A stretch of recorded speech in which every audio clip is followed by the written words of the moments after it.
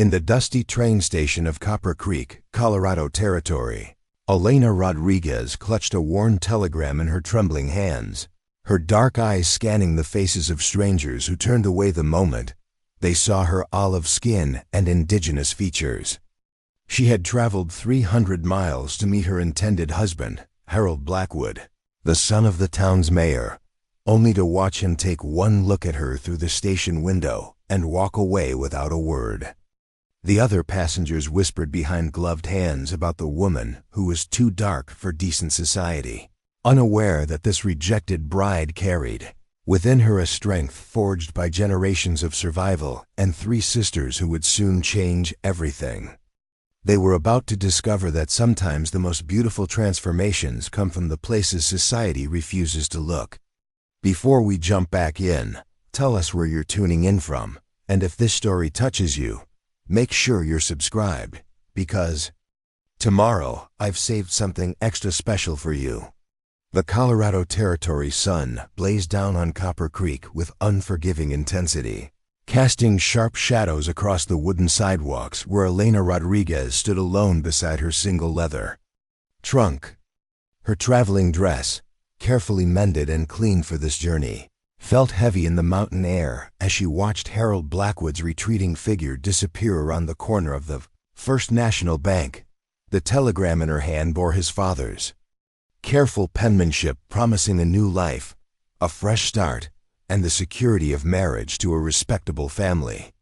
What it hadn't mentioned was that respectability in Copper Creek came with conditions about skin color that Elena had never imagined would matter so much.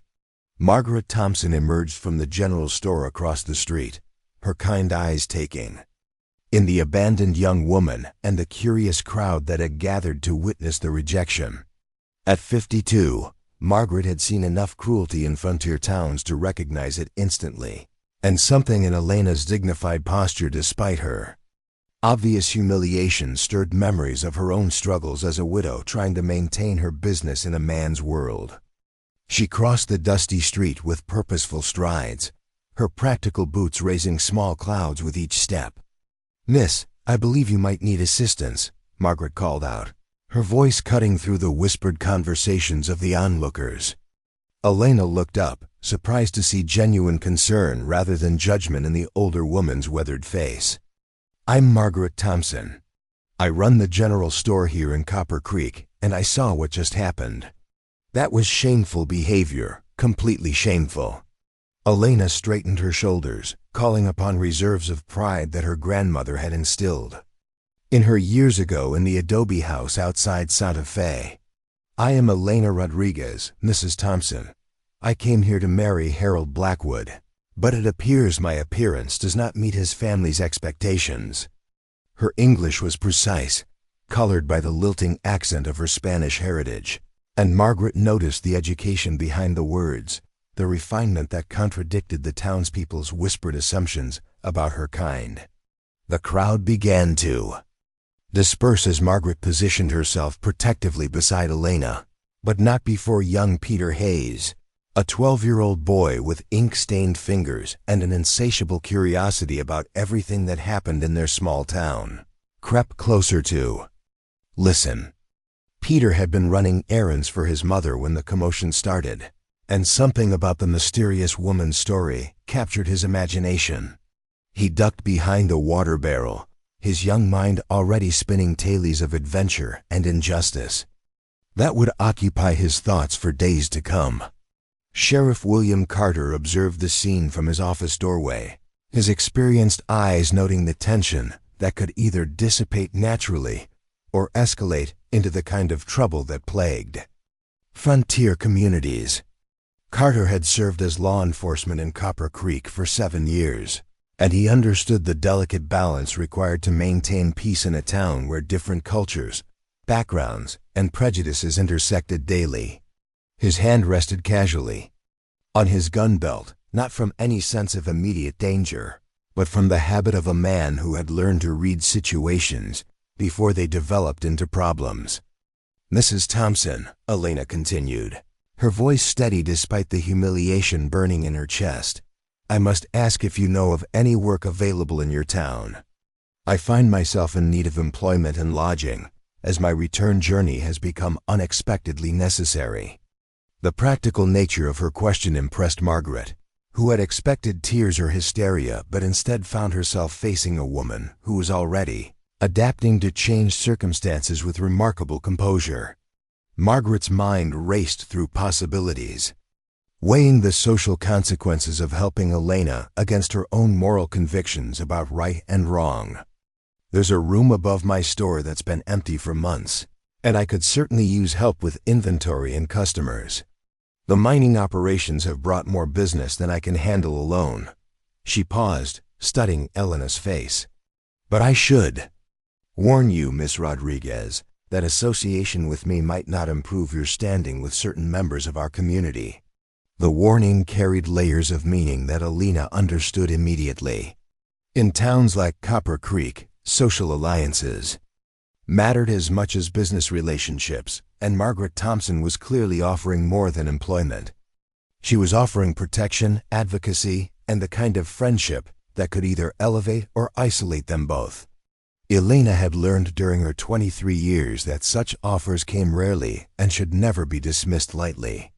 "I accept your offer, Mrs. Thompson, with gratitude and the promise that you will never have cause to regret your kindness."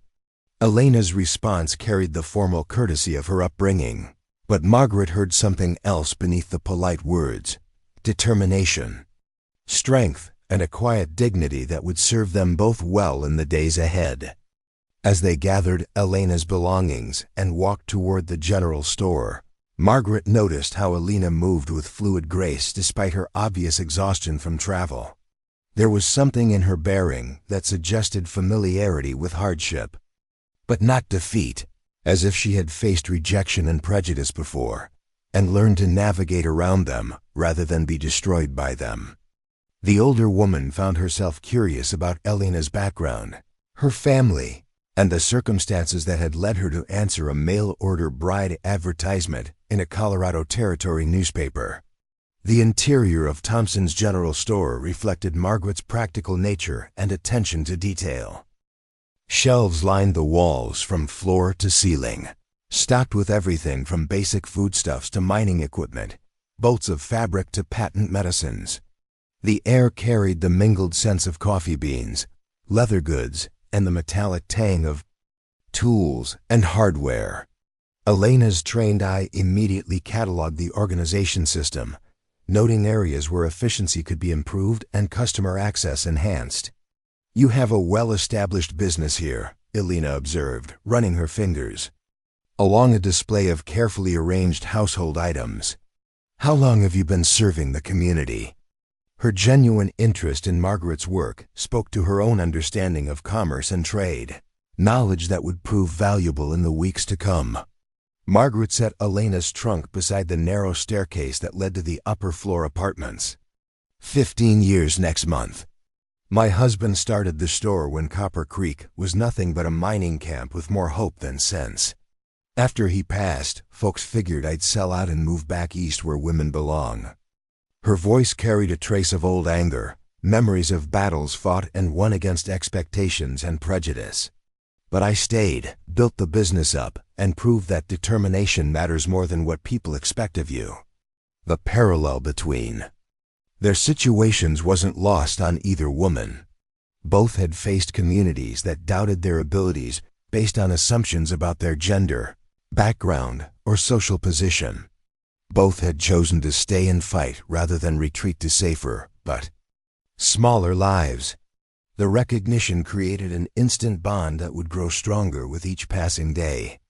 Young Peter Hayes appeared in the doorway, his mother's shopping list clutched in his small hand, and his eyes wide with curiosity about the new arrival. Margaret noticed his interest and decided to use it as an opportunity to gauge the town's potential acceptance of Elena's presence. Children, she had learned, often reflected their parents' attitudes while simultaneously being more adaptable to change than adults. "Peter, come meet Miss Elena Rodriguez. She'll be helping me in the store while she decides her next steps." Margaret's introduction was carefully neutral, offering Elena dignity while avoiding details that might fuel further gossip. Miss Rodriguez, this is Peter Hayes. His family runs the newspaper office, and he's one of my most reliable customers." Elena knelt to Peter's eye level, a gesture that immediately caught his attention and demonstrated respect for his importance. Despite his youth, "Hello, Peter. I'm pleased to meet you. Are you perhaps interested in stories about faraway places? I've traveled from New Mexico territory, and I've seen many interesting things along the way." Peter's face lit up with the kind of excitement that only comes from encountering an adult who treats children as worthy of serious conversation. "Really? Did you see any Indians or bandits? Or wild animals?" His rapid-fire questions revealed both his hunger for adventure stories and his innocent assumptions about life beyond Copper Creek's boundaries. "I've seen many different people and places, Peter, and I've learned that the most interesting stories often come from the most unexpected sources." Elena's response avoided the dramatic elements he was hoping for while hinting at deeper truths about human nature and experience. Preparing and narrating this story took us a lot of time, so if you are enjoying it, subscribe to our channel. It means a lot to us. Now back to the story. "Perhaps sometime I could tell you about the pueblo where my grandmother lived, or about the trading routes that connect communities across great distances." Margaret watched this exchange with growing appreciation for Elena's intuitive understanding of how to navigate small-town dynamics. By engaging Peter with respect and promising future stories, Elena was investing in a relationship that could influence his family's newspaper coverage and his parents' opinions about her presence in the community. The young woman was revealing herself to be far more sophisticated than her circumstances suggested. The afternoon progressed with Elena settling into her new quarters and beginning to familiarize herself with the store's operations. Margaret was impressed by her quick grasp of inventory systems, her ability to calculate prices and make change accurately, and her natural ease with customers who stopped by for various supplies.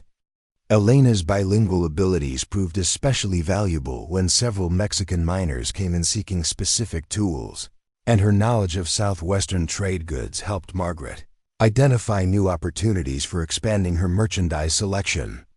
As evening approached, Margaret and Elena sat on the store's front porch, watching the town settle into its nightly routines. Oil lamps flickered to life in windows throughout Copper Creek, and the sounds of family dinners and evening conversations drifted through the cooling air. For Elena, this peaceful scene represented both possibility and uncertainty. She had found temporary refuge and employment, but her original plans had been completely disrupted, leaving her future entirely undefined. "Mrs. Thompson," Elena began carefully, "I must confess that my situation is more complicated than I initially indicated. I did not travel to Colorado territory alone. I have 3 sisters who are following by wagon train, expecting to find me. Established and married. They should arrive within the week, and I now have no idea how to provide for them or explain what has happened." Margaret turned to study Elena's profile in the fading light, seeing new layers of worry and responsibility etched in her expression. "3 sisters, are they also?" She paused, seeking tactful language. "They are my blood sisters, Mrs. Thompson, and they share my mixed heritage. Carmen is 25 and has skills with healing and midwifery. Sophia is 19 and has a gift with horses that men twice her age envy.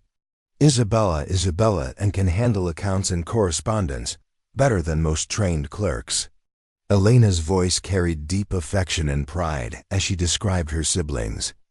"We had planned to build new lives together in Colorado territory, believing that the frontier offered opportunities not available to people like us in New Mexico." The magnitude of Elena's challenge was becoming clear to Margaret. 4 young women of mixed Spanish-Indigenous heritage, alone in a town that had already demonstrated its prejudices, with limited resources and no established support system. The situation could easily become a humanitarian crisis or a catalyst for positive change, depending on how the community responded to their presence. "Elena, I need to ask you something directly, and I want an honest answer." Margaret's tone grew serious, reflecting the weight of decisions being made. Are you and your sisters running from something, or are you truly seeking new opportunities? Because if there's danger following you, I need to know what we might be facing. Elena met Margaret's gaze directly, understanding the importance of complete honesty in this moment. We are running from limitation, Mrs. Thompson, not from the law or from violence. In New Mexico, our options were restricted to marriage within our own community or work as servants for wealthy families. We saw the advertisements for mail-order brides and workers in Colorado Territory as a chance to choose our own paths, to build something that belonged to us rather than accepting what others decided we deserved. The explanation satisfied Margaret's concerns while revealing the depth of ambition and courage that had driven Elena's journey. These weren't women fleeing scandal or seeking easy solutions to difficult problems. They were pioneers in their own right, willing to risk everything for the chance to determine their own destinies. Margaret found herself admiring their boldness while simultaneously worrying about the challenges they would face in a town like Copper Creek. As night settled over the Colorado mountains, Elena retreated to her small room above the general store, composing a letter to her sisters that would somehow explain the dramatic changes in their situation without destroying their hope for the future. Outside her window, the lights of Copper Creek twinkled like earthbound stars, each one representing a family, a story, and a set of attitudes that would soon be tested by the arrival of 4 remarkable women who refused to let society's expectations define their possibilities. The stage was set for a confrontation between old prejudices and new realities, between fear of the different and the transformative power of human connection. Elena Rodriguez had come to Copper Creek seeking a husband and found instead a friend, a temporary home, and the beginning of a story that would challenge everything the town thought it knew about strength, beauty, and belonging. Her sisters were coming, and with them would come choices that would define not just their own futures, but the character of an entire community. In the darkness beyond town limits, 4 figures sat around a small campfire, their faces illuminated by dancing flames that highlighted features reflecting diverse heritage and shared purpose. Captain James Walking Bear and his 3 fellow rangers had been tracking a dangerous gang through the Colorado mountains, but their mission was about to intersect with Elena's story in ways that none of them could have anticipated. They, too, understood what it meant to exist between worlds, to be judged by appearance rather than character, and to search for places where their mixed heritage was seen as strength rather than weakness. The morning would bring new challenges, new opportunities, and the beginning of connections that would reshape multiple lives. Elena Rodriguez's rejection at the train station had set in motion events that would ultimately prove that sometimes the most beautiful destinations are found not through careful planning but through the courage to continue forward when original paths are blocked. Her sisters were coming, and with them would come the possibility of finding not just acceptance, but belonging in the most unexpected place of all. 3 days after Elena's arrival in Copper Creek, the morning air carried the unmistakable sound of wagon wheels grinding against rocky terrain and the gentle lowing of oxen, straining against their harnesses. Margaret Thompson looked up from her ledger as the noise grew closer, her practiced ear recognizing the approach of a heavily loaded freight wagon. Through the store's front window, she watched Elena's entire posture change from relaxed efficiency to rigid attention, her hands stilling over the inventory she had been organizing with such methodical care. The wagon that rolled down Copper Creek's main street bore the dust and wear of hundreds of miles of mountain travel, its canvas cover patched and weather-stained from weeks of exposure to Colorado Territory's unpredictable elements. The driver, a grizzled man named Jonas Fletcher, who made his living hauling supplies and passengers between settlements, guided his team with the easy confidence of someone who had navigated every treacherous pass and river crossing between Denver and the mining camps. But it wasn't Jonas who captured the attention of every person who emerged from buildings and doorways to witness the arrival. It was his passengers. Carmen Rodriguez sat beside Jonas on the driver's bench, her dark hair braided with silver ribbons that caught the morning sunlight, and her posture reflecting the kind of quiet authority that came from being the eldest sister and natural protector of her family. Her clothing was practical but well-maintained. The deep blue fabric of her traveling dress, complemented by a colorful shawl that spoke to her cultural heritage without apologizing for it. Her eyes, darker than Elena's but sharing the same intelligent alertness, swept the gathering crowd with an assessment that missed nothing about their expressions, their whispers, or their obvious curiosity about the wagon's occupants. Inside the covered wagon, Sofia and Isabella Rodriguez prepared for their first glimpse of the town that was supposed to become their new home. Sofia, the youngest at 19, possessed a gentle beauty that reminded observers of wildflowers. Growing in unexpected places, her movements graceful despite the cramped confines of their traveling quarters. Her connection with animals was immediately apparent, in the way she soothed the oxen with soft Spanish words and gentle touches, calming them after their long journey with an intuitive understanding that impressed even Jonas Fletcher, who had worked with livestock for 30 years. Isabella, at 21, carried herself with the confidence of someone accustomed to handling complex responsibilities despite her youth. Her keen intelligence showed in the way she calculated distances, estimated costs, and managed their traveling funds with the precision of a trained accountant. The leather portfolio she carried contained not only their personal documents, but also certificates of education, letters of recommendation, and carefully researched information about Colorado Territory's economic opportunities. She had planned their journey with the thoroughness of a military campaign, though she couldn't have anticipated the complications they would soon face. Elena emerged from the general store, Margaret following close behind, both women approaching the wagon with a mixture of joy and apprehension. The reunion Elena had been simultaneously anticipating and dreading was about to unfold in full view of Copper Creek's most curious and judgmental residents. She knew her sisters would immediately recognize that something had gone drastically wrong with their carefully laid plans, but she also knew they would adapt with the resilience that had carried them through previous challenges. Carmen's sharp eyes found Elena immediately, reading the tension in her youngest sister's bearing and the protective stance of the older woman beside her.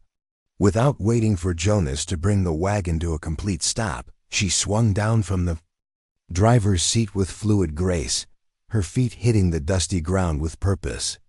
"Elena, mi hermana querida," she called out, her voice carrying warmth mixed with concern as she closed the distance between them with quick strides. The embrace between the sisters was fierce and wordless, communicating years of shared struggles, mutual protection, and unwavering loyalty. Sofia and Isabella quickly joined them, creating a circle of reunion that excluded the watching crowd while simultaneously demonstrating the unbreakable bonds that connected them. Margaret observed this display of familial love with growing understanding of what Elena had been trying to explain about her responsibilities and motivations. Peter Hayes, who had positioned himself strategically behind a hitching post to observe the new arrivals, watched the reunion with wide eyes that took in every detail of the sisters' appearance, their obvious education and refinement, and the way they carried themselves with dignity despite being the center of unwanted attention. His young mind began spinning stories about their journey, their backgrounds, and their reasons for coming to Copper Creek, narratives that would eventually find their way into his father's newspaper if he could convince the adults to listen to his observations. Sheriff Carter stood in his office doorway, his experienced gaze cataloging potential problems while simultaneously recognizing qualities in the newcomers that demanded respect. 3 additional young women of mixed heritage in a town already struggling with Elena's presence could either escalate existing tensions or provide opportunities for positive change, depending on how various factions chose to respond to their arrival. His hand rested casually on his gun belt, not from any immediate threat, but from the habit of preparation that had kept him alive through numerous frontier conflicts. Reverend Samuel Cross emerged from his small church, his austere black clothing and stern expression reflecting attitudes that had been shaped by years of rigid theology and limited exposure to cultural diversity. His congregation included many of Copper Creek's most influential families, and his opinions about morality, propriety, and social order carried significant weight in community decisions. The arrival of 3 more women who challenged his narrow definitions of acceptable society represented a potential threat to his authority and influence. Mayor Harold Blackwood appeared at the window of his office, his face darkening as he recognized the obvious family resemblance between Elena and the new arrivals.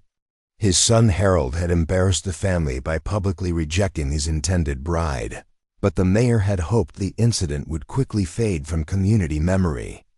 The arrival of Elena's sisters threatened to reignite gossip and criticism while simultaneously multiplying what he saw as an undesirable element in his carefully controlled town.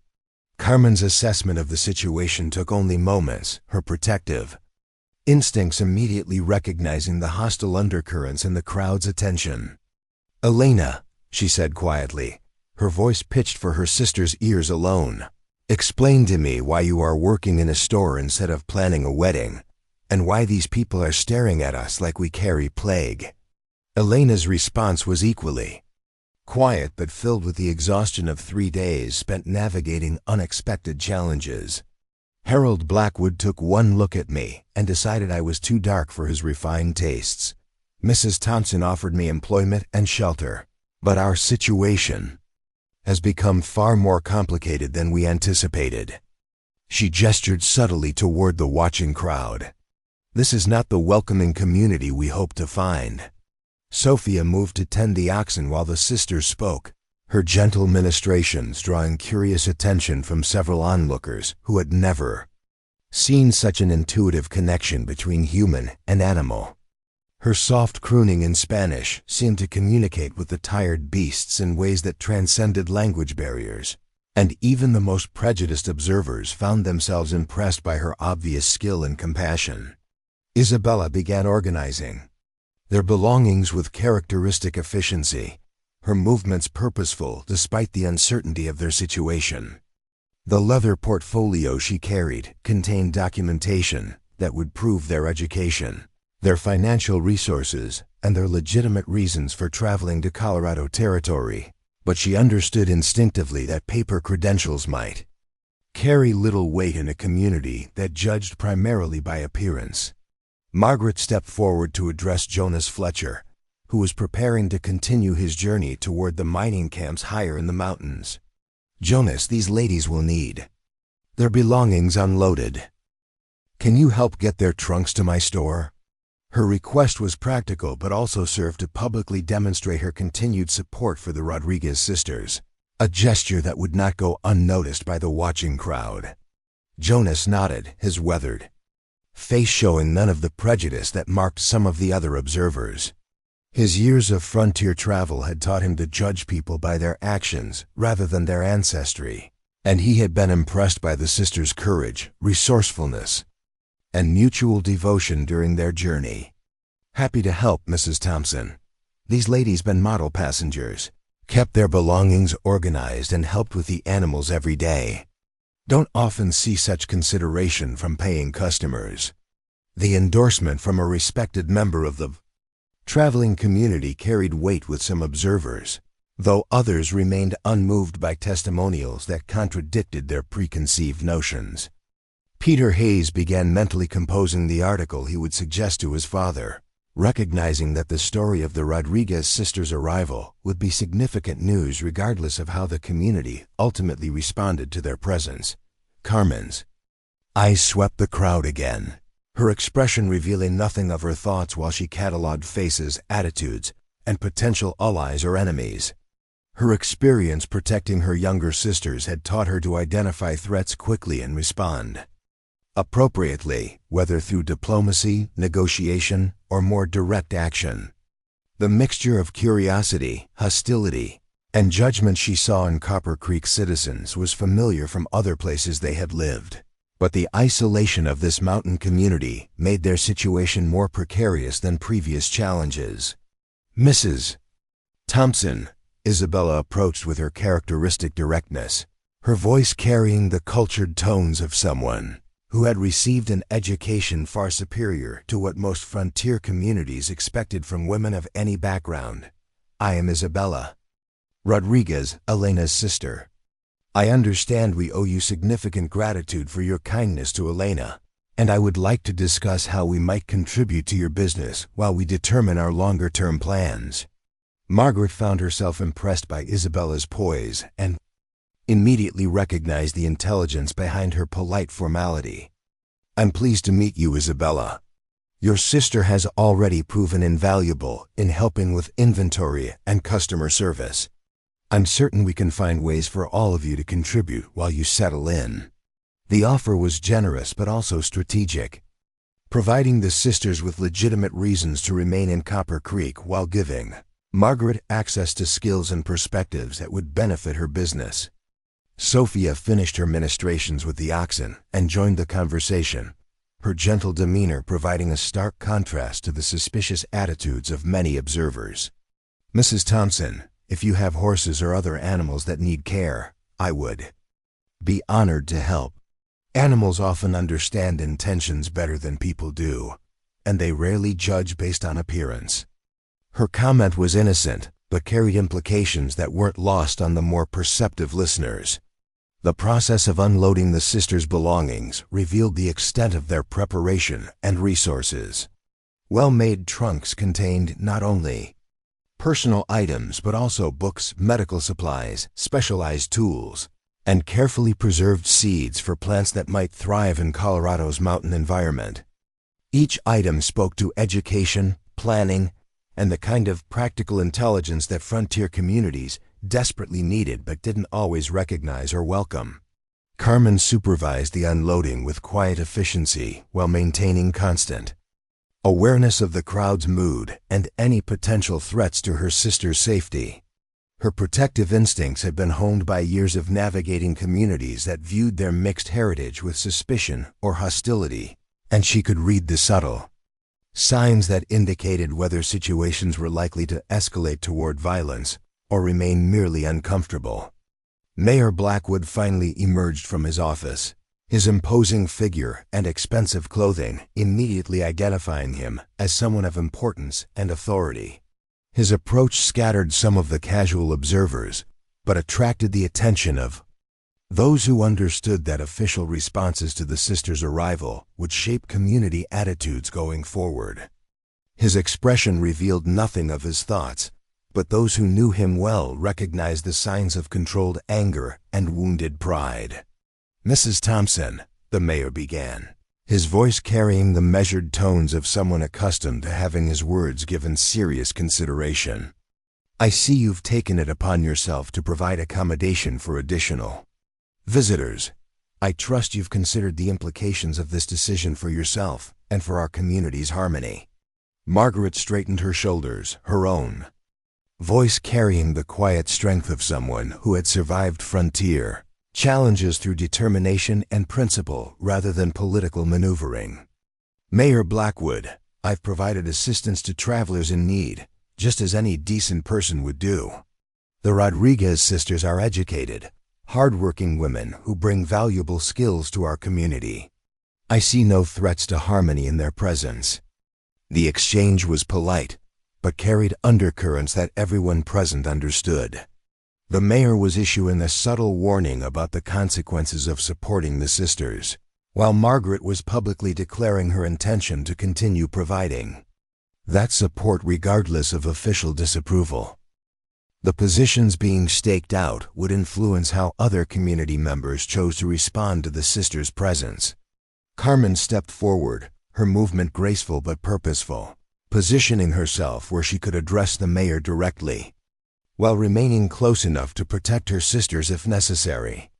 "Mayor Blackwood, I am Carmen Rodriguez, the eldest sister. We came to Colorado Territory seeking honest work and the opportunity to contribute to a growing community. We have education, skills, and resources that might benefit Copper Creek. And we hope to find acceptance based on our actions rather than assumptions about our heritage. The mayor's assessment of Carmen revealed his surprise at her articulate speech, confident bearing, and obvious education. His preconceptions about women of mixed Spanish-Indigenous heritage hadn't prepared him for encountering someone who could match him in formal discourse while simultaneously challenging his authority through simple dignity. His response would set the tone for official community attitudes toward the sisters' presence. Miss Rodriguez, Copper Creek is a small community with established ways of doing things. Change can be disruptive, particularly when it involves people whose backgrounds differ significantly from our existing population. I'm certain you understand the importance of maintaining stability and order.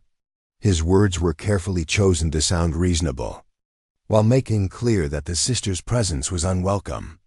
Isabella joined the conversation, her business training evident in the way she addressed the mayor's concerns directly and practically.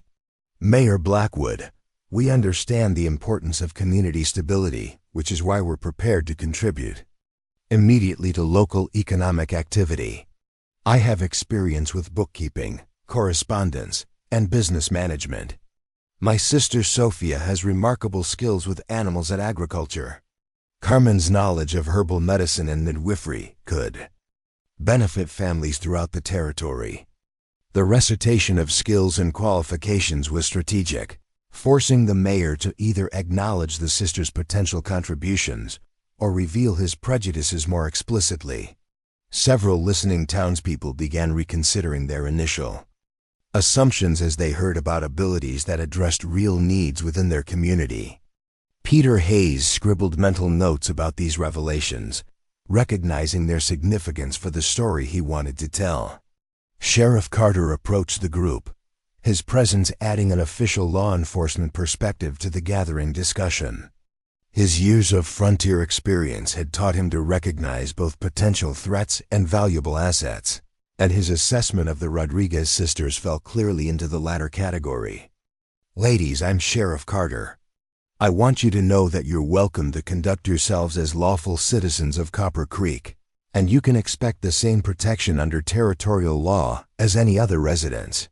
The sheriff's statement was both welcoming and pointed, serving notice that he would not tolerate harassment or violence directed at the sisters based solely on their heritage.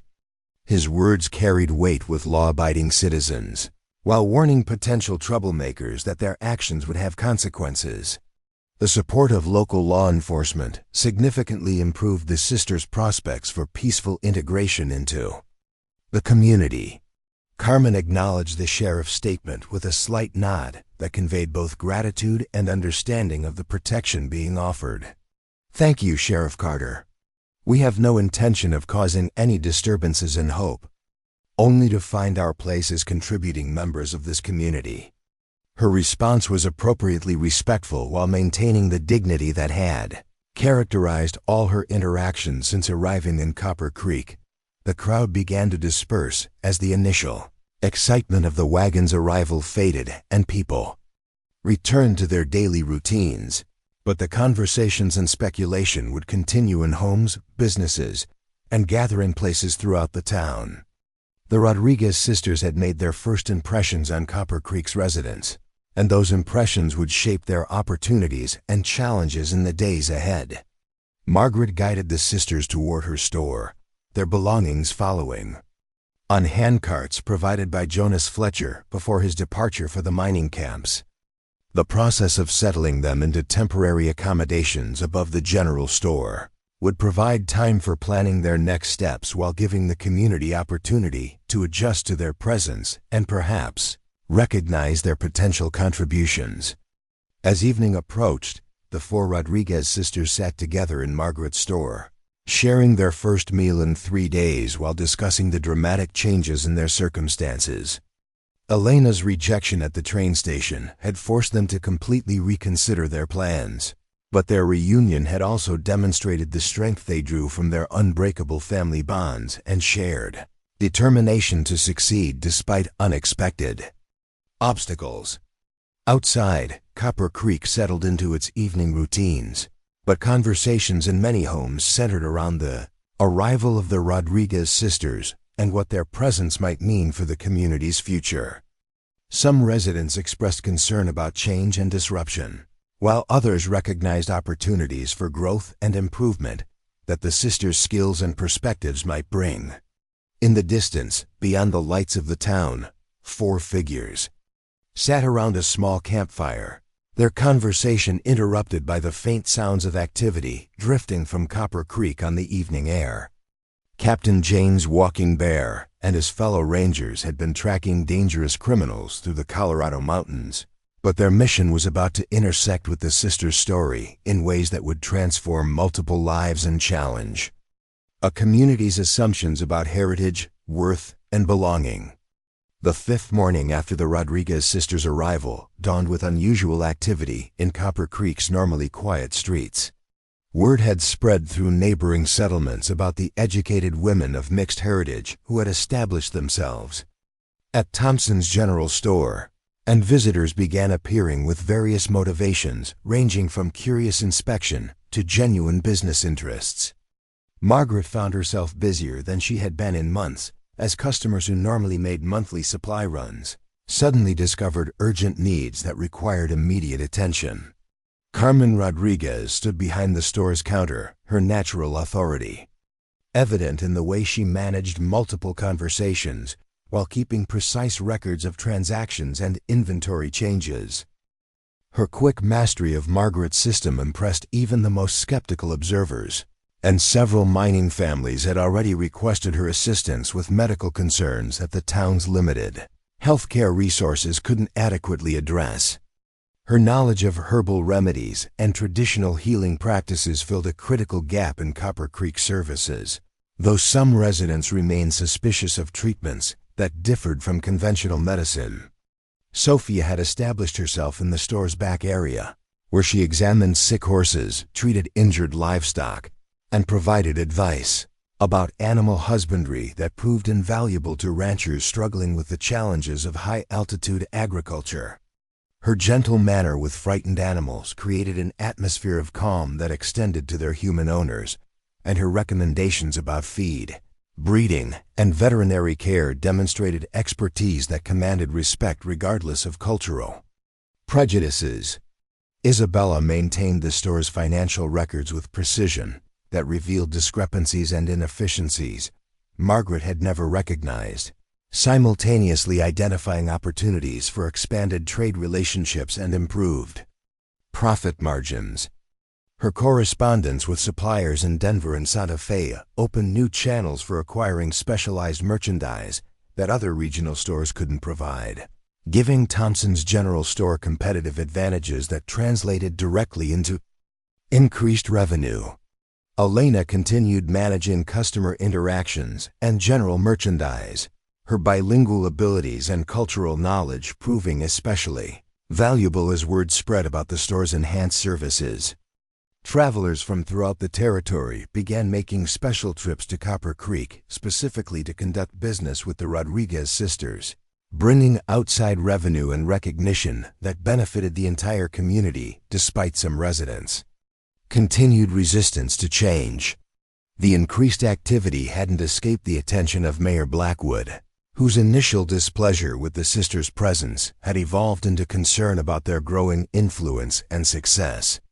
His son Harold had become a source of ongoing embarrassment, with visitors frequently asking about the man foolish enough to reject Elena Rodriguez based solely on appearance.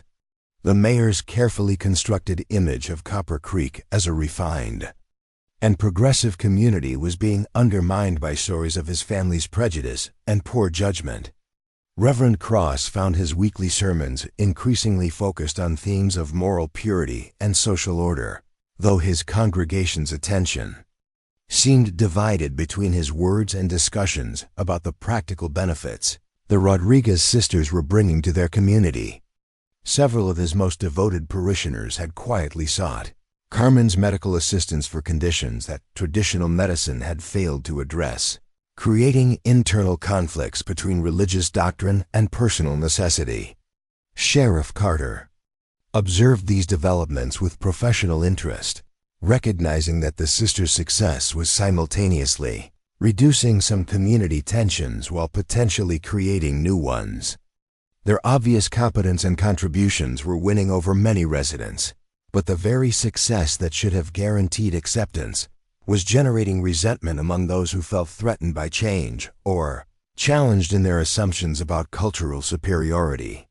Peter Hayes had appointed himself unofficial chronicler of the sisters' activities, filling multiple notebooks with observations about their skills, their interactions with various townspeople, and the gradual shifts in community attitudes that their presence was creating.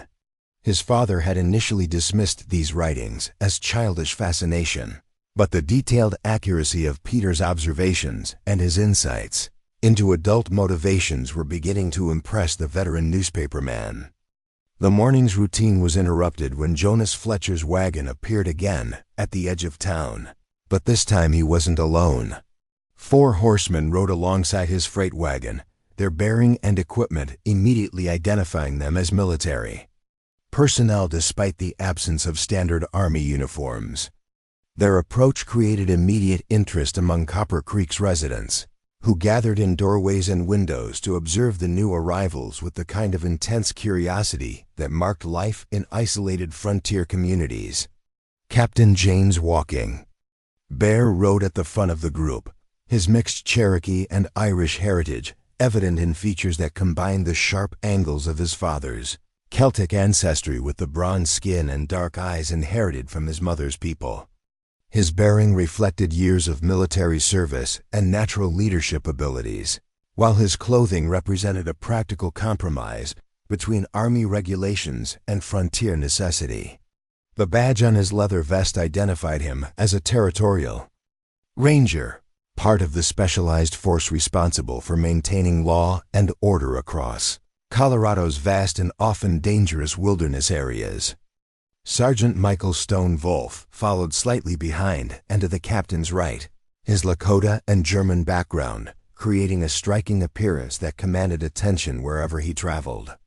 His massive frame and quiet intensity suggested capabilities that went far beyond his official duties, while his eyes constantly scanned their surroundings with the alertness of someone who had survived multiple conflicts through preparation and vigilance. His weapon handling and horsemanship demonstrated skills that had been honed through years of dangerous assignments in hostile territory. Corporal David River Run rode with the easy grace of someone who had spent most of his life in the saddle, his Apache and Scottish heritage creating an interesting combination of features that reflected the complex cultural mixing common among frontier families. His expertise with tracking and wilderness survival had made him invaluable during their current mission, while his diplomatic skills often proved useful in situations requiring negotiation rather than force. His quiet humor and steady reliability had earned him the respect and friendship of his fellow rangers. Private Thomas Nightwind, the youngest member of their group at 24, possessed a combination of Cheyenne and English ancestry that had shaped both his appearance and his perspectives on frontier conflicts.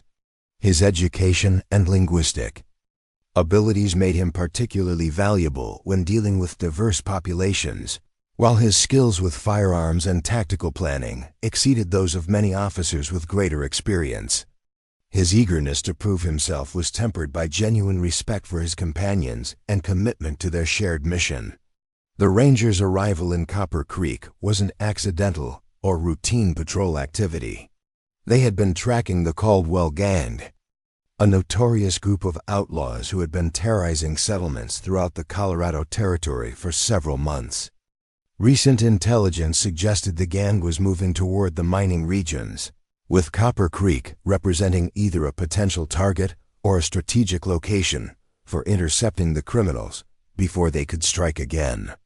Captain Walking Bear dismounted outside the sheriff's office, his movement fluid despite hours in the saddle and the weight of his equipment.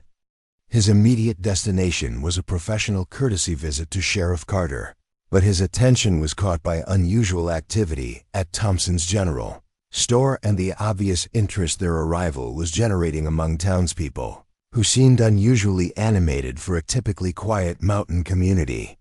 Sheriff Carter emerged from his office before the captain could knock, his expression reflecting both welcome and concern about the ranger's presence in his jurisdiction. "Captain Walking Bear, I heard you might be heading this way. Hope your business here won't cause too much excitement for our residents." His greeting was cordial but carried undertones of territorial concern about outside authority figures operating within his area of responsibility. "Sheriff Carter, we're tracking the Caldwell gang through this region and have reason to believe they may target Copper Creek or use it as a base for operations against the mining camps. We'd appreciate your cooperation and any information you might have about recent strangers or unusual activities." The captain's explanation was direct and professional, designed to establish working relationships rather than assert dominance over local law enforcement. Margaret Thompson appeared in her store's doorway, drawn by curiosity about the military visitors and immediately recognizing potential customers who might require supplies or services.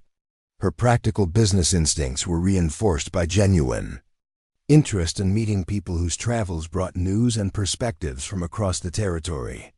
The presence of 4 well-armed rangers also represented additional security for her store and the Rodriguez sisters, though she hadn't yet considered the personal implications of their arrival.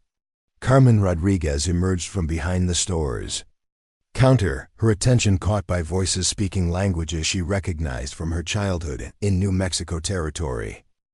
Her quick assessment of the 4 rangers revealed details that others missed: the quality of their equipment, the confidence of their bearing, and the mixed heritage that connected them to her own family's complex cultural background. Something in their presence stirred recognition and interest that went beyond mere curiosity about strangers. Sophia paused in her work with the injured horse to observe the new arrivals, her intuitive sensitivity to people extending beyond her remarkable connection with animals. The rangers' horses showed signs of excellent care and training, suggesting owners who understood the importance of partnership rather than domination in working relationships. Her assessment of the men themselves revealed competence, integrity, and something else that drew her attention in ways she couldn't immediately explain. Isabella looked up from her correspondence with suppliers, her business training automatically noting opportunities for expanded trade relationships with customers, whose military duties required regular travel between settlements. But her interest in the rangers extended beyond potential commercial benefits to recognition of shared experiences and cultural understanding that might create connections more significant than simple business transactions. Elena continued serving customers while maintaining awareness of the developing situation outside, her experiences with rejection and acceptance having taught her to read social dynamics quickly and accurately. The rangers' obvious mixed heritage made them potential allies in navigating community prejudices, but their military authority also represented complications that could either help or harm the sisters' efforts to establish themselves in Copper Creek. Captain Walking Bear's conversation with Sheriff Carter was interrupted when Peter Hayes approached with the bold curiosity that had made him the town's most reliable source of information about visitors and unusual events. "Excuse me, Captain, are you really tracking dangerous outlaws? Have you seen any gunfights or chases through the mountains?" His rapid questions revealed both excitement about adventure stories and genuine interest in the rangers' experiences and responsibilities. The captain smiled at Peter's enthusiasm while recognizing opportunity to gather information about community dynamics and recent activities. "We're definitely tracking dangerous men, Peter, but most of our work involves careful investigation and planning rather than dramatic confrontations. Have you noticed any strangers passing through town recently or heard about unusual activities in the surrounding area?" Peter's face lit up with importance at being asked to contribute to official law enforcement activities. "Well, we've had lots of visitors lately because of the Rodriguez sisters at Thompson's store. They're really smart and helpful, and people come from other towns just to get their advice about medicine and animals and business things. But some folks here weren't very nice to them at first because of how they look." The information about local tensions and the Rodriguez sisters caught the captain's attention, though he wasn't immediately certain of its relevance to their tracking mission. His professional interest in community stability was reinforced by personal curiosity about the women Peter described, particularly given the challenges he and his fellow rangers had faced due to their own mixed heritage and unconventional positions within territorial law enforcement. Sheriff Carter provided additional context about recent developments, explaining how the sisters' arrival had created both positive changes and underlying tensions within Copper Creek's social structure.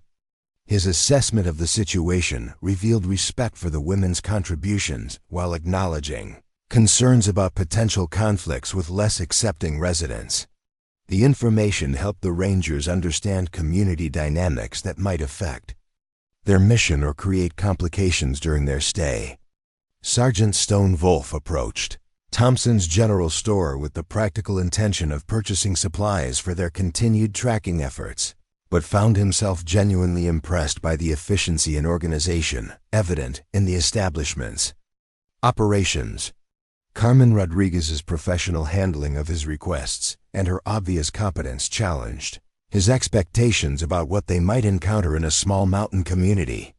"Ma'am, I need ammunition, preserved food, and medical supplies for 4 men who might be traveling hard for several days," he explained, his deep voice carrying the respectful tone he used when dealing with civilians, whose cooperation was important to mission success. "We're territorial rangers tracking dangerous criminals, and we need reliable equipment from people who understand frontier conditions." Carmen's response demonstrated both business acumen and understanding of military requirements that surprised him.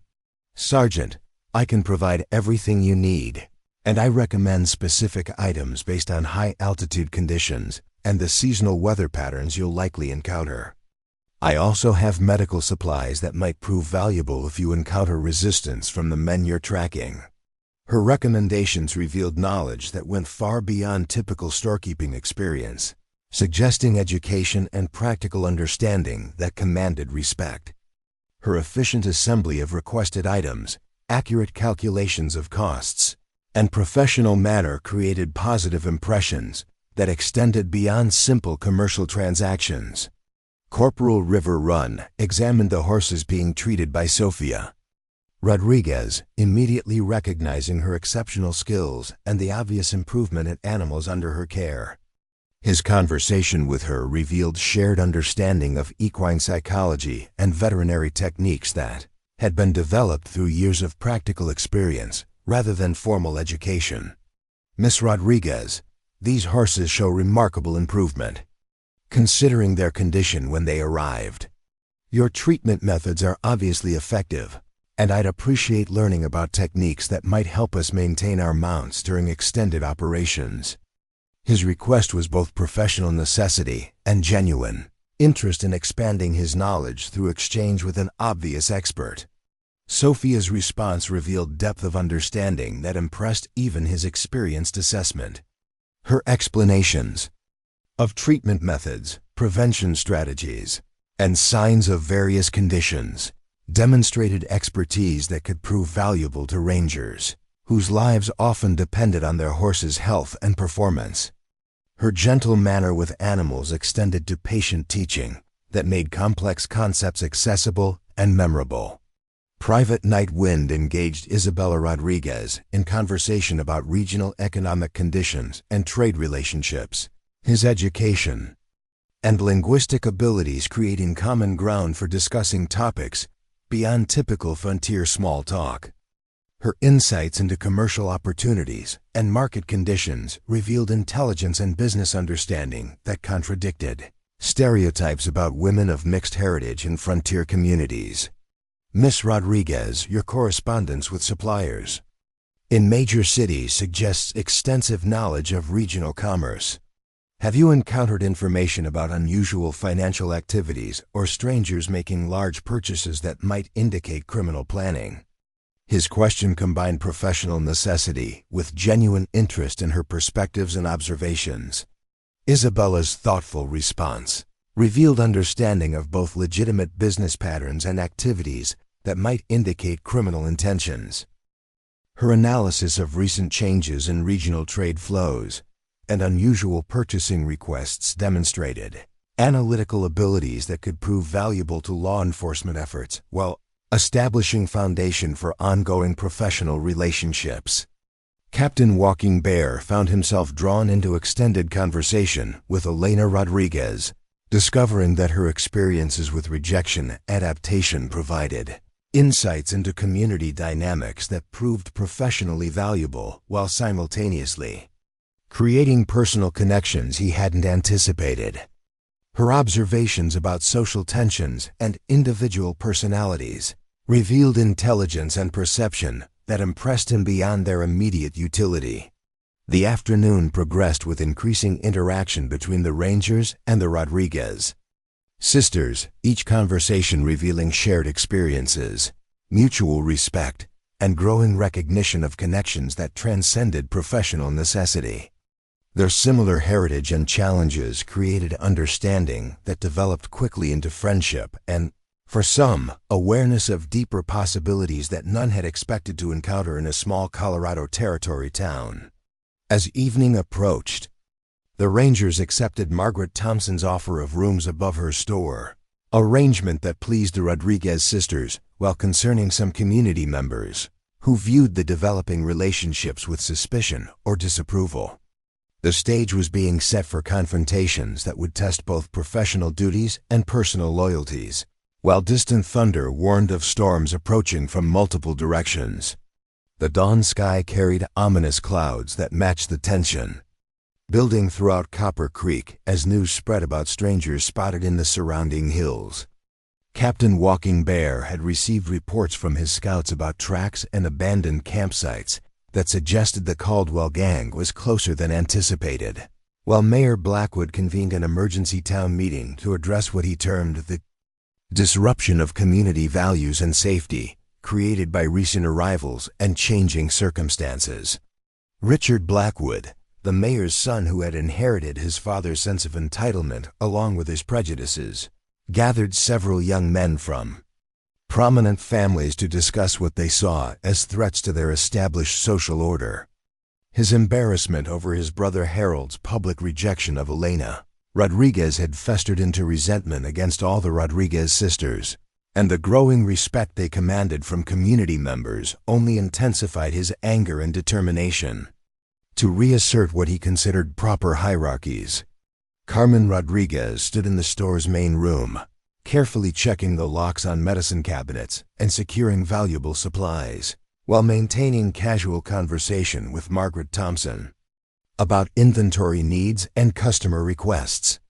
Her medical training had taught her to recognize signs of approaching crisis, and everything about the community's current atmosphere suggested that peaceful coexistence was becoming increasingly fragile, despite her sister's success in winning individual friendships and professional respect.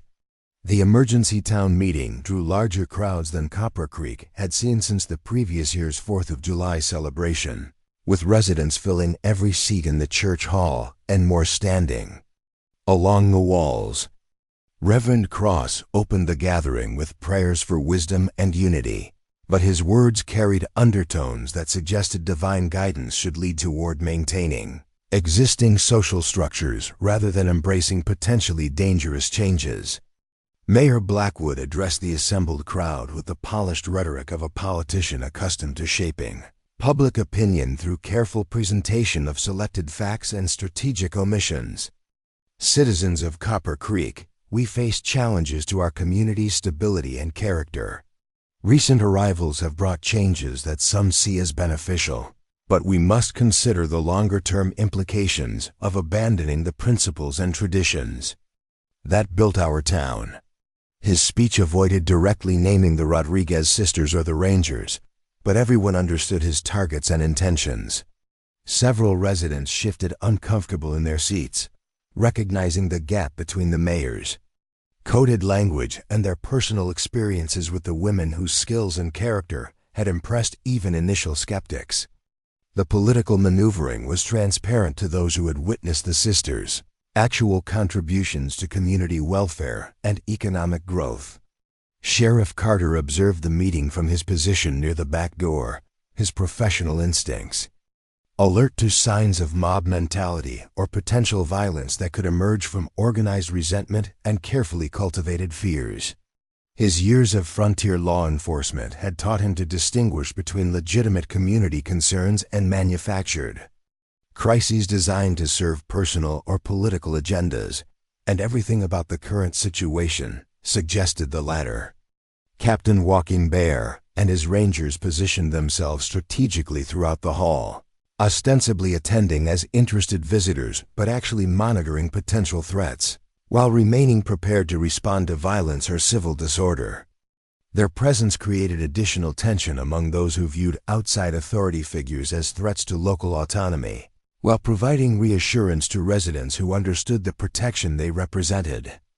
Isabella Rodriguez entered the hall with quiet dignity, her decision to attend the meeting reflecting both courage and tactical intelligence about the importance of facing opponents directly rather than allowing accusations and fears to develop.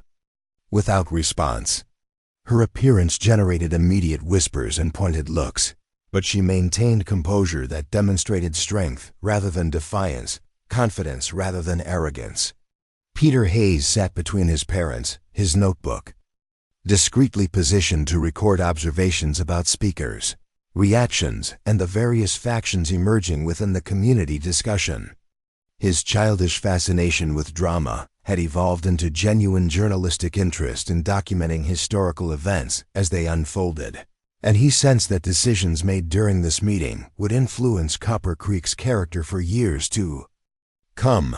Richard Blackwood stood to address the gathering, his youth and obvious agitation contrasting sharply with his father's calculated presentation. Friends and neighbors, we've all seen how our town has changed since certain people arrived. Our established businesses face unfair competition, our social customs are being questioned, and our young people are being influenced by ideas that contradict everything our families taught us about proper relationships and community standards. His words drew approving nods from some listeners, while generating uncomfortable silence from others, who recognized the coded prejudice behind his seemingly reasonable concerns about change and tradition. Isabella remained motionless during his speech, her expression revealing nothing while she mentally cataloged supporters, opponents, and those whose positions remained undecided. Margaret Thompson rose to respond, her voice carrying the authority of someone whose business success and community contributions had earned respect across social and economic divisions. Richard Blackwood, I've lived in Copper Creek longer than you've been alive, and I've seen real threats to our community's welfare. The Rodriguez sisters represent opportunity, not danger. Their skills, education, and character strengthen us rather than divide us. Her defense of the sisters drew supportive murmurs from customers who had benefited from their services, while generating hostile glares from those committed to maintaining existing power structures. The division within the community was becoming increasingly visible and potentially dangerous as rational discussion gave way to emotional positions based on fear and prejudice rather than evidence and experience. Carmen Rodriguez appeared in the hall's doorway, her timing calculated to maximum impact while avoiding accusations of disrupting established proceedings. Her presence commanded attention even from hostile observers, and her calm dignity provided stark contrast to the agitation and anger that marked many of the meeting's participants. She had come to defend her family and their right to remain in Copper Creek, but also to demonstrate the character and strength that opponents seemed determined to ignore. Mayor Blackwood, citizens of Copper Creek, she began, her voice carrying clearly throughout the hall despite the tension and hostility directed toward her. My sisters and I came to Colorado Territory seeking opportunity to contribute to a growing community. We brought education, skills, and resources that we hoped would benefit everyone. We have asked for nothing except the chance to prove our worth through our actions rather than be judged by assumptions about our heritage. Her speech was brief but powerful, addressing the real issues while avoiding defensive responses that would suggest guilt or weakness. Several community members who had remained neutral began nodding approval, recognizing the dignity and reasonableness of her position compared to the emotional accusations being directed against her family. Reverend Cross stood to speak, his austere appearance and moral authority commanding immediate attention from congregation members and other residents who viewed religious leadership as crucial guidance for community decisions. We must remember that God calls us to welcome strangers and show Christian charity to those in need. However, we must also consider whether certain influences align with divine will and moral teachings about proper social order and relationships. His carefully balanced message attempted to appear charitable, while actually supporting exclusion and prejudice through religious justification. Isabella recognized the strategy immediately, having encountered similar tactics in other communities, where religious authority was used to legitimize discrimination while maintaining an appearance of moral righteousness. Captain Walking Bear moved closer to the front of the hall, his military bearing and obvious competence, creating presence that couldn't be ignored by speakers or audience members. His mixed heritage was clearly visible to everyone present, and his successful career in territorial law enforcement challenged assumptions about capabilities and worth based on racial background. Citizens, I'm Captain Walking Bear of the Colorado Territory Rangers.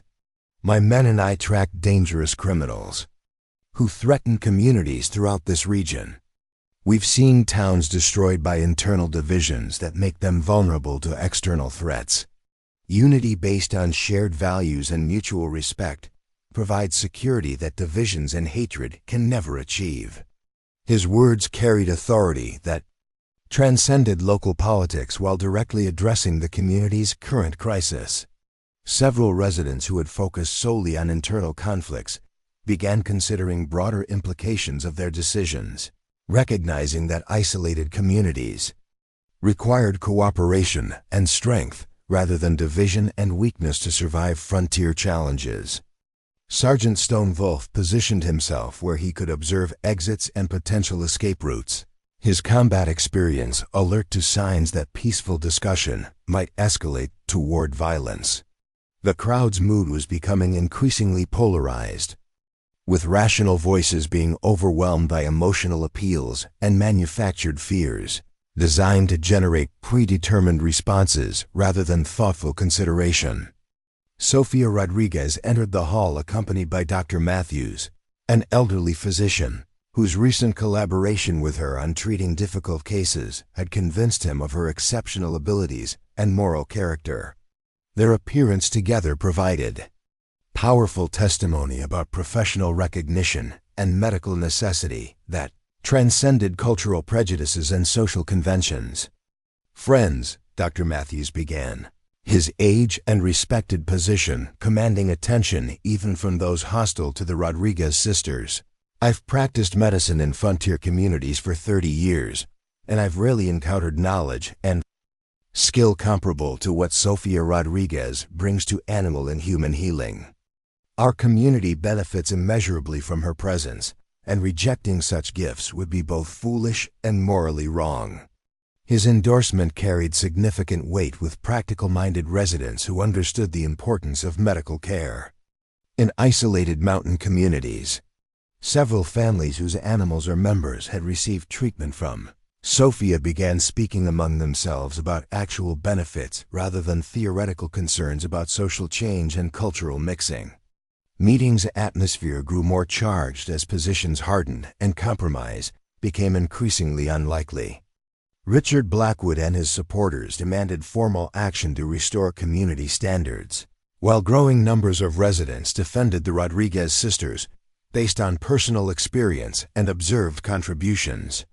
Sheriff Carter prepared to intervene if discussions deteriorated into physical confrontation. Elena Rodriguez appeared beside her sister Carmen, her decision to attend the meeting representing personal courage and family solidarity despite knowing she would face those who had witnessed her public rejection and humiliation. Her presence reminded everyone of the specific cruelty that had initiated current conflicts, while her dignified bearing challenged assumptions about weakness and inferiority. Mayor Blackwood attempted to regain control of proceedings by calling for formal votes on resolutions designed to restrict the sisters' activities and residence. But his parliamentary maneuvering was interrupted when Jonas Fletcher burst through the hall's main entrance with urgent news that changed everything about the community's priorities and concerns. "Sheriff Carter, Captain Walking Bear," Jonas called out, his voice carrying the stress of someone who had ridden hard with dangerous information. "The Caldwell gang hit Peterson's ranch this morning, killed the family, and took their horses and supplies. They're heading this way, probably planning to strike Copper Creek tonight or tomorrow morning." The news created immediate transformation in the hall's atmosphere as manufactured political concerns gave way to genuine survival threats. Community members who had been arguing about social issues suddenly faced external dangers that required cooperation and unified response rather than internal division and conflict. Captain Walking Bear took command of the situation with natural authority that nobody questioned under crisis conditions. "Citizens, we need to organize immediate defenses and evacuation plans for non-combatants. The Caldwell gang numbers at least 12 men, all experienced fighters who show no mercy to civilians. We have limited time to prepare for their arrival." The transformation from political meeting to military planning session revealed the artificial nature of the conflicts that had seemed so important moments before. Residents who had been demanding the Rodriguez sisters' exclusion suddenly recognized the value of additional, capable defenders, while those who had supported the women found their positions vindicated by practical necessity rather than moral arguments. Carmen Rodriguez stepped forward without hesitation, her medical training and calm competence immediately valuable for planning treatment of wounded defenders and civilians. "Captain Walking Bear, I can establish medical stations and organize supplies for treating injuries. My sisters and I want to help defend the community that has become our home, regardless of how some residents feel about our presence." Her offer of service during crisis revealed character that impressed even previous opponents, while demonstrating the kind of commitment courage that frontier communities needed to survive external threats. Several residents who had supported restrictions on the sisters' activities began reconsidering their positions, based on evidence of loyalty and bravery under pressure. The evening progressed with frantic preparations for defense against the approaching gang, transforming Copper Creek from a divided community arguing about social issues into a unified force preparing for survival. The Rodriguez sisters and the Rangers worked alongside longtime residents to create barriers, position weapons, and organize civilians, building cooperation through shared danger that political speeches had failed to achieve.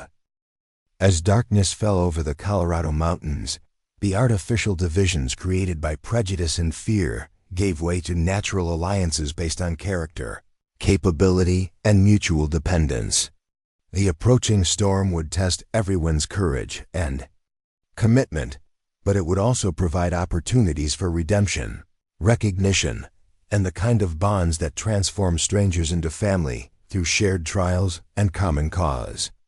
The pre-dawn darkness carried the sound of approaching hoofbeats across the mountain valley, a rhythmic thunder that grew steadily louder as the Caldwell gang descended toward Copper Creek with the confidence of predators who had never encountered organized resistance.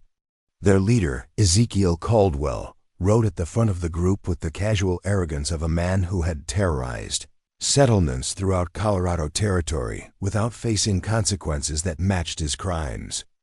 Captain Walking Bear positioned his rangers at strategic points throughout the town's defensive perimeter, their mixed heritage and unconventional backgrounds having prepared them for situations requiring both tactical expertise and cultural sensitivity. The community's survival would depend on cooperation between longtime residents and recent arrivals, between established authority figures and those whose competence had only recently been recognized. Carmen Rodriguez had transformed Thompson's General Store into a field hospital, her medical supplies and knowledge organized with military precision, while her sisters prepared to support the defense effort through their own specialized skills. The woman who had arrived in Copper Creek seeking acceptance based on merit, rather than prejudice, now found herself protecting a community that was finally learning to value character over appearance. Sophia worked with the town's horses and livestock, moving them to protected areas while ensuring that animals, essential for potential evacuation or pursuit, would remain available and healthy. Her intuitive connection with the frightened creatures provided calm leadership that extended to human defenders who drew strength from her steady competence under pressure. Isabella coordinated supplies and communications from her position in the store's back office, her business skills proving invaluable for tracking ammunition, food, water, and medical equipment while maintaining contact with nearby settlements that might provide reinforcement or refuge if Copper Creek's defenses failed. Elena stood with Margaret Thompson on the store's reinforced upper balcony, both women armed with rifles and positioned to provide covering fire for defenders in the street below. The woman who had been rejected as unworthy of marriage to a mayor's son now prepared to risk her life defending his community against genuine threats that made social prejudices seem trivial by comparison. Sheriff Carter had assumed overall command of civilian defenders, his experience and local knowledge complementing the Rangers' tactical expertise while providing reassurance to townspeople who needed familiar leadership during crisis. His deputies coordinated with volunteer fighters from among the mining families and business owners who had chosen to stand their ground rather than flee. The Caldwell gang's approach became visible as torches appeared along the mountain trail, their flickering light revealing the size and organization of the force preparing to attack Copper Creek. Ezekiel Caldwell had recruited heavily during his recent campaigns, gathering desperate men who saw criminal violence as their best opportunity for quick wealth and easy power. Peter Hayes crouched in his family's newspaper office, his notebook ready to document events that would either become Copper Creek's greatest victory or its final tragedy.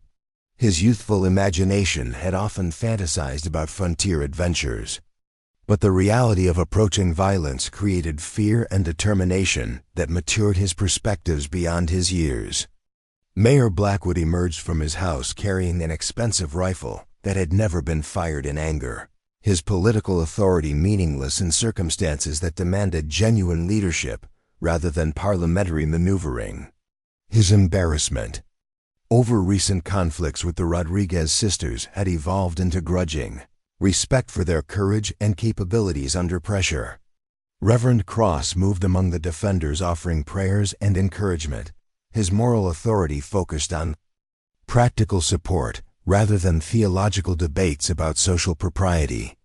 The approaching crisis had clarified his priorities toward protecting human life rather than maintaining artificial distinctions based on heritage or social position.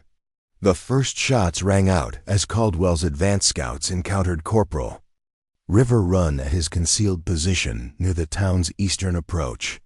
His Apache training and Scottish determination combined to create fighting skills that surprised the outlaws, who had expected easy conquest of an undefended mountain community. Sergeant Stonewolf's massive frame appeared from behind carefully constructed barriers, his rifle fire disciplined and devastating as he eliminated threats with the precision of a marksman who had survived multiple frontier conflicts. His Lakota warrior heritage and German tactical training created capabilities that exceeded anything the Caldwell gang had previously encountered. Private Night Wind moved through the darkness like his Cheyenne ancestors, his knowledge of stealth and surprise warfare allowing him to strike from unexpected directions while avoiding the concentrated firepower that would have overwhelmed direct confrontation. His English education provided tactical flexibility that complemented traditional fighting skills. Captain Walking Bear coordinated the defense from his central position, his Cherokee wisdom and Irish tactical sense combining to create leadership that adapted quickly to changing circumstances while maintaining overall strategic focus. His commands reached defenders throughout the town, creating unified response that multiplied individual capabilities.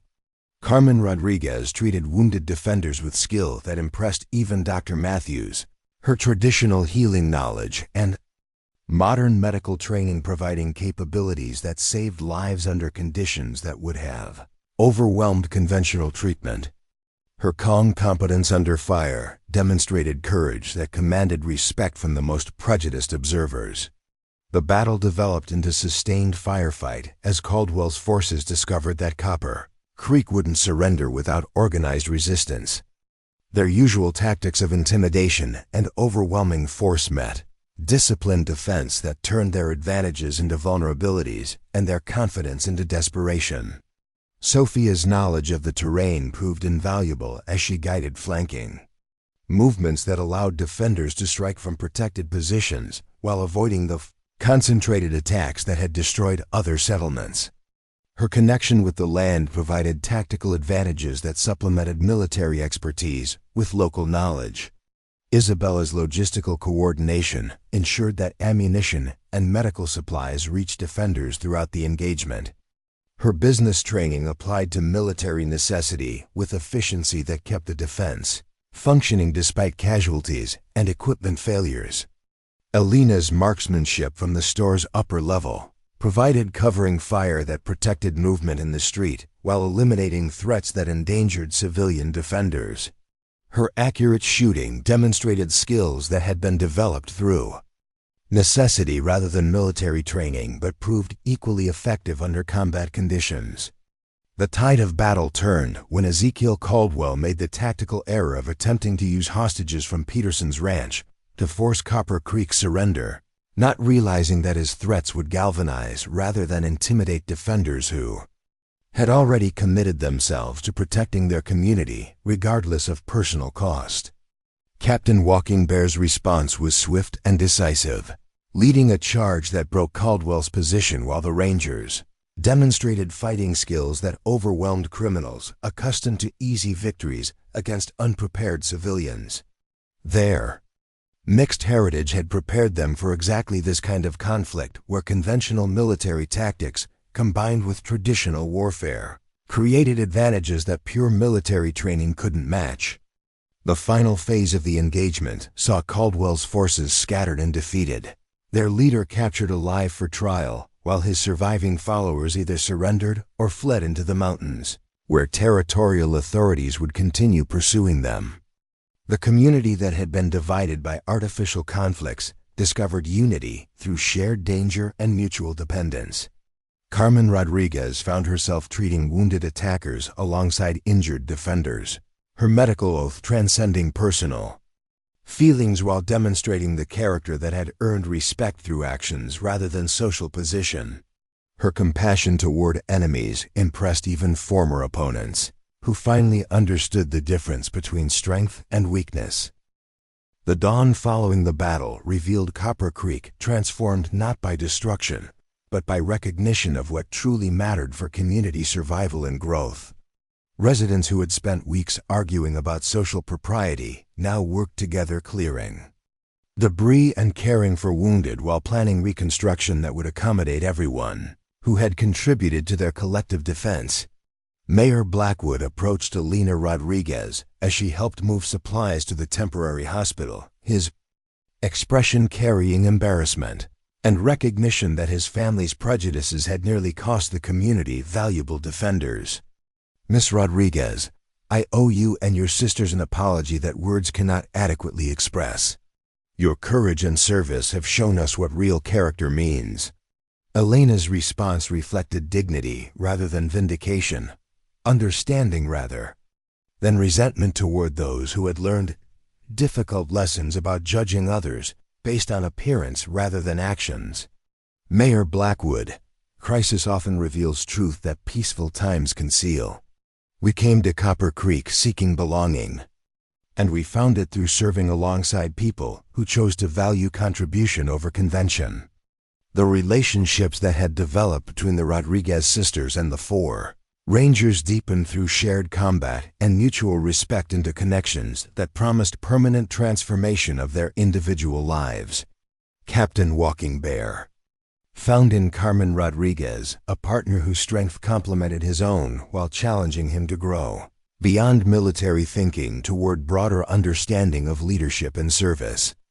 Sergeant Stone Wolf discovered in Sofia Rodriguez a kindred spirit whose connection with nature and living creatures provided balance for his warrior training while offering perspectives that expanded his understanding of strength beyond physical capability.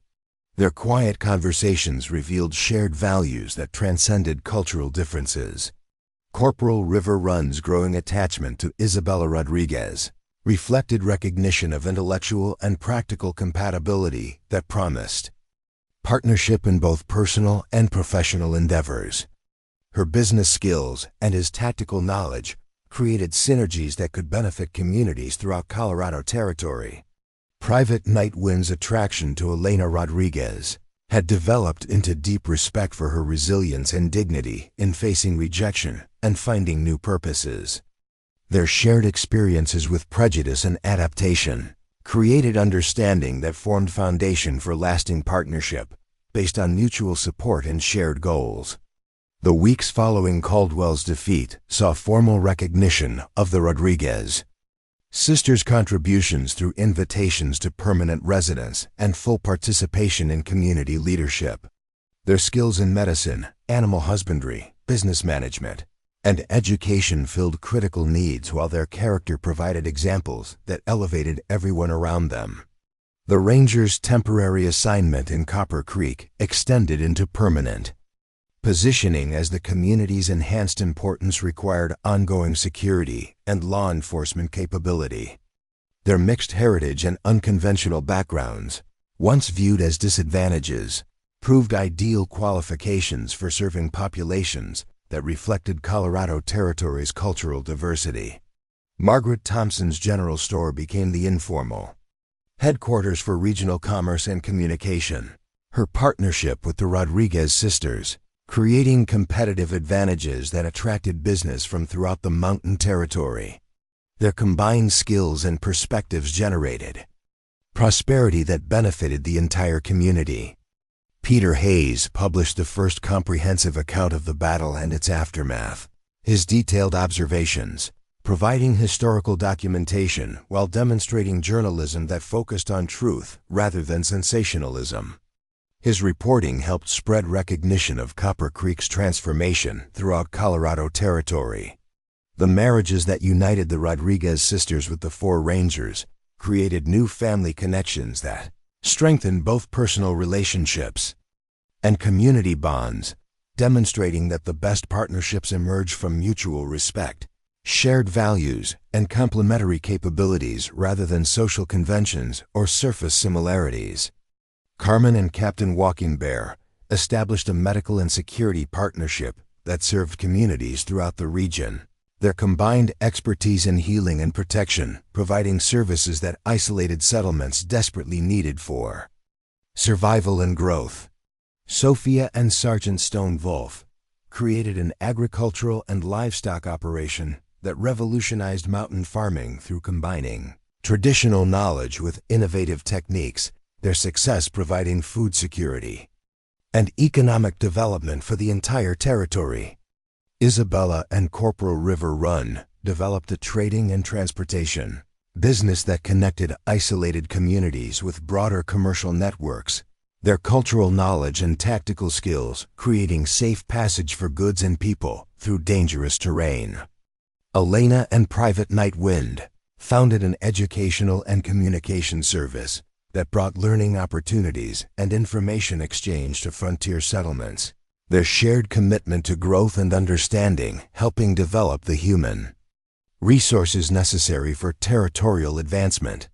The transformation of Copper Creek from a divided community struggling with prejudice into a unified settlement celebrating diversity became a model for other frontier towns facing similar challenges.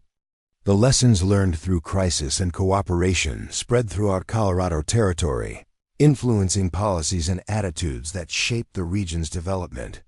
The mail-order bride who had been rejected as too dark had brought her mixed blood sisters to a community that initially saw them as threats to established order.